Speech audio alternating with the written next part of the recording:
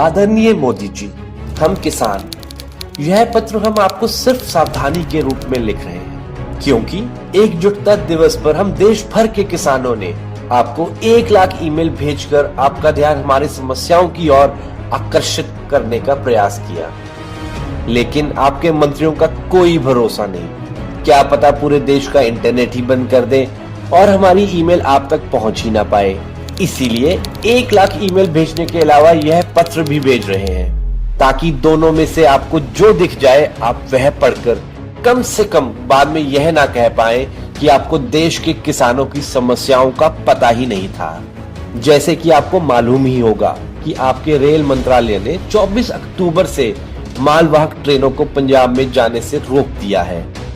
इसी वजह से पंजाब में खाद, कोयले और रोज की जरूरतों के अन्य सामान की कमी होती जा रही है। 22 तारीख से हमने ये ट्रैक छोड़ दिया था। एक दिन ट्रेनें चलाई है इन्होंने, तो फिर नहीं चलाई। ये बहाना है, वो हमें जलील करना चाहता है। पंजाब में आंदोलन जब किसान संगठन लड़ते हैं, संघर्ष करते हैं, कभी भी आज तक उग्र नहीं हुआ।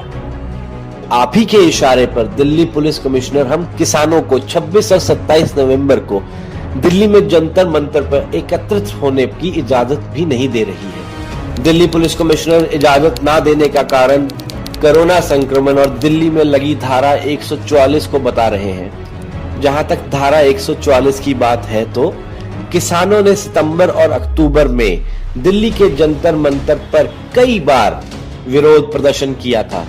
सब कुछ शांतिपूर्ण रहा। ऐसे में अब क्या बदल गया है? क्या कोरोना संक्रमण सिर्फ किसानों द्वारा फैलाया जा रहा है? जब आप दिल्ली में सत्र बुलाते हैं तो कोरोना संक्रमण का कोई खतरा नहीं होता। जब बिहार और देश के अन्य राज्यों में चुनाव करवाए जाते हैं और आप चुनाव में बड़ी बड़ी रैलियों में भीड़ इकट्ठा करते हैं, तो क्या कोरोना का कोई खतरा नहीं होता? मोदी जी, हम देश के किसान हैं।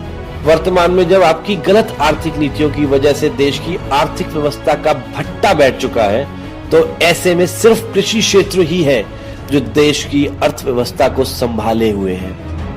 हम किसानों पर ना सही देश की आर्थिक व्यवस्था पर रहम कीजिए।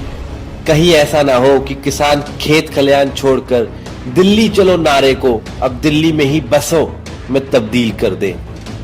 दिवाली के त्योहार पर देश के प्रधानमंत्री से इतनी उम्मीद तो की ही जा सकती है कि वह देश के अन्नदाता की दिवाली को काली नहीं होने देगा। आप मानो तो आपके अपने देश के किसान।